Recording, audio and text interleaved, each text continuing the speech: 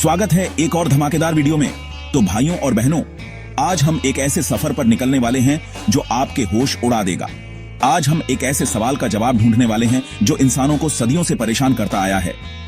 क्या हम इस ब्रह्मांड में अकेले हैं? यह सवाल जितना पुराना है उतना ही रोमांचक भी। लेकिन इस बार हम थोड़ा हटके सोचेंगे। हम बात करेंगे एलियंस की, लेकिन ऐसी एलियंस की जिनके पास टेक्नोलॉजी इतनी उन्नत है कि हम उनके सामने चींटियों से भी छोटे लगेंगे। सोचिए, ऐसी सभ्यताएं जो अपने ग्रह पर ही नहीं बल्कि पूरे ब्रह्मांड पर राज करती है। आज हम जानेंगे टाइप 1 से लेकर टाइप 7 सभ्यताओं के बारे में। टाइप 1 सभ्यता वो होती है जो अपने ग्रह की सारी ऊर्जा का उपयोग कर सकती है। टाइप 2 सभ्यता वो होती है जो अपने सौर मंडल की सारी ऊर्जा का उपयोग कर सकती है। और टाइप 3 सभ्यता वो होती है जो अपनी आकाश गंगा की सारी ऊर्जा का उपयोग कर सकती है। जी हाँ, आपने सही सुना। और टाइप 4, 5, 6 और 7 सभ्यताएं तो और भी अद्भुत होती हैं। हम बात कर रहे हैं ऐसी सभ्यताओं की जो न सिर्फ अपने ग्रह पर राज करती हैं बल्कि पूरे ब्रह्मांड या शायद उससे भी आगे अपनी हुकूमत चलाती हैं। सोचिए, अगर हम ऐसी किसी सभ्यता से मिलें तो क्या होगा? क्या हम उनके साथ मिलकर काम कर पाएंगे या फिर हम उनके सामने कुछ भी नहीं होंगे? तो तैयार हो जाओ दिमाग की बत्ती जलाने के लिए, क्योंकि आज हम एक ऐसा सफर करने वाले हैं जो आपको सोचने पर मजबूर कर देगा कि आखिर हमारी जगह इस ब्रह्मांड में कहां है।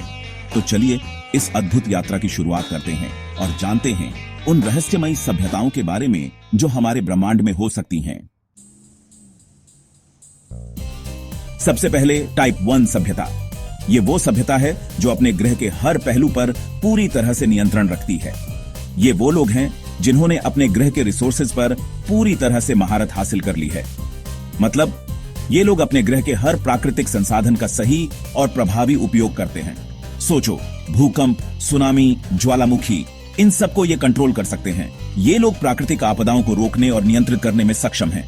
एनर्जी, अरे भाई, ये लोग अपने ग्रह की पूरी एनर्जी इस्तेमाल करते हैं। सूरज की रोशनी, हवा, पानी, सब कुछ।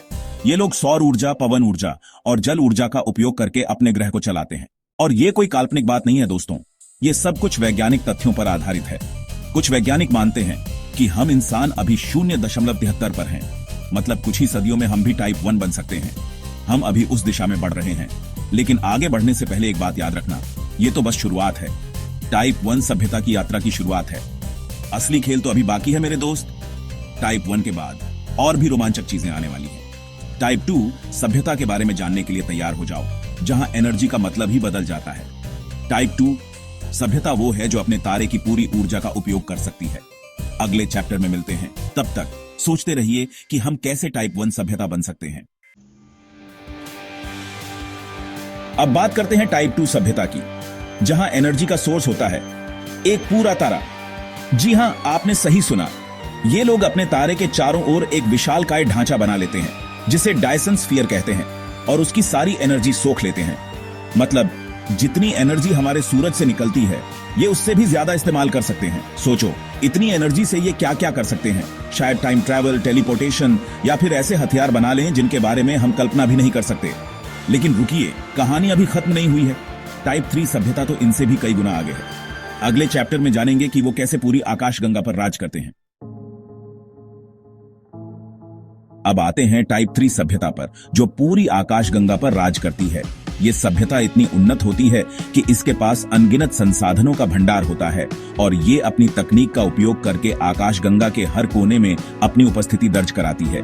जी हां, आपने सही सुना, पूरी की पूरी आकाशगंगा। ये सभ्यता अपने ज्ञान और विज्ञान के बल पर आकाशगंगा के हर तारे और ग्रह को अपने नियंत्रण में ले लेती है। ये लोग अलग अलग ग्रहों पर बस जाते हैं, नए नए तारों से एनर्जी लेते हैं और अपनी टेक्नोलॉजी को लगातार आगे बढ़ाते रहते हैं। इनकी कॉलोनियां इतनी उन्नत होती हैं कि ये किसी भी ग्रह को रहने योग्य बना सकते हैं, चाहे वह कितना भी कठोर क्यों न हो। इनके पास ऐसे स्पेसशिप होते हैं जो प्रकाश की गति से भी तेज चलते हैं और ये एक आकाशगंगा से दूसरी आकाशगंगा में पलक झपकते ही पहुंच जाते हैं। इनकी यात्रा की गति इतनी तेज होती है कि ये ब्रह्मांड के किसी भी कोने में कुछ ही समय में पहुंच सकते हैं। लेकिन इतना ही नहीं, ये लोग अपनी बॉडी को भी बदल सकते हैं, अपनी उम्र बढ़ा सकते हैं और शायद अमर भी हो सकते हैं। इनकी जैविक और तकनीकी उन्नति इतनी अधिक होती है कि ये अपने शरीर को किसी भी रूप में ढाल सकते हैं। अब सोचो, अगर ये वाकई में मौजूद हैं, तो क्या इन्होंने कभी हमसे संपर्क करने की कोशिश की होगी? क्या उन्होंने हमारे ग्रह को देखा होगा और हमारे बारे में जानने की कोशिश की होगी, या फिर हम उनके लिए इतने छोटे हैं कि इन्हें हमारी परवाह ही नहीं है। शायद हम उनके लिए एक छोटे से धूल के कण के समान हैं, जो ब्रह्मांड की विशालता में कहीं खो गया है। अगले चैप्टर में जानेंगे टाइप 4 सभ्यता के बारे में, जो ब्रह्मांड के रहस्यों को समझने लगती है। ये सभ्यता ब्रह्मांड के हर कोने में अपनी उपस्थिति दर्ज कराती है और उसके रहस्यों को उजागर करती है। चैप्टर 4 टाइप 4 सभ्यता। ये वो लोग हैं जो ब्रह्मांड के नियमों को समझने लगते हैं। गुरुत्वाकर्षण, ब्लैक होल, डार्क मैटर, ये सब इनके लिए बच्चों का खेल है। ये लोग न सिर्फ अलग अलग आकाश गंगाओं में घूमते हैं, बल्कि अलग अलग आयामों में भी जाने लगते हैं। इनके पास इतनी एनर्जी होती है कि ये पूरे तारों को बना या बिगाड़ सकते हैं। सोचो, अगर ये वाकई में मौजूद है तो क्या ये हमें देख रहे होंगे? क्या ये हमारे भविष्य को कंट्रोल कर रहे होंगे? लेकिन रुकिए, अभी तो एक और लेवल बाकी है। टाइप 5 सभ्यता, जो ब्रह्मांड की सीमाओं से भी परे सोचती है। अगले चैप्टर में जानेंगे कि वो कैसे अलग अलग ब्रह्मांडों में घूमते हैं। चैप्टर 5 टाइप 5 ब्रह्मांडों के यात्री। अब आते हैं टाइप 5 सभ्यता पर, जो एक ब्रह्मांड से दूसरे ब्रह्मांड में घूमते हैं। जी हां, आपने सही सुना। ये लोग अलग अलग ब्रह्मांडों में जाते हैं, जैसे हम अलग अलग देशों में जाते हैं। ये लोग ब्रह्मांड के जन्म और मृत्यु को समझते हैं और शायद नए ब्रह्मांड भी बना सकते हैं। इनके पास ऐसी टेक्नोलॉजी होती है जिसकी हम कल्पना भी नहीं कर सकते। लेकिन क्या ये वाकई में संभव है? क्या हम कभी इतने उन्नत हो पाएंगे कि अलग अलग ब्रह्मांडों में घूम सकें? लेकिन रुकिए, अभी तो सबसे ताकतवर सभ्यता के बारे में जानना बाकी है। टाइप 6 सभ्यता, जो समय और स्थान के भी मालिक होते हैं। अगले चैप्टर में जानेंगे कि वो कैसे पूरे मल्टीवर्स पर राज करते हैं। चैप्टर 6 टाइप 6 समय और स्थान के मालिक। अब आखिर में बात करते हैं टाइप 6 सभ्यता की, जो समय और स्थान के भी मालिक होते हैं। ये लोग पूरे मल्टीवर्स पर राज करते हैं और हर जगह मौजूद होते हैं। इनके पास इतनी शक्ति होती है कि ये ब्रह्मांड के नियमों को भी बदल सकते हैं। ये लोग अमर होते हैं और इनके पास असीमित ज्ञान होता है। सोचो, अगर ये वाकई में मौजूद हैं, तो क्या यही असली भगवान नहीं होंगे? लेकिन एक मिनट, क्या कोई टाइप 7 सभ्यता भी हो सकती है? अगले और आखिरी चैप्टर में जानेंगे कि क्या वाकई में कोई ऐसी सभ्यता है जो इन सबसे भी आगे है।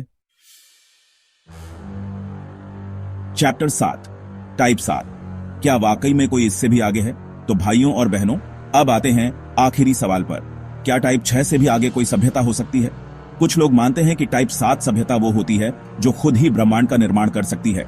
मतलब ये लोग न सिर्फ ब्रह्मांड के नियमों को बदल सकते हैं, बल्कि नए नियम भी बना सकते हैं। ये लोग असल में भगवान से कम नहीं होते।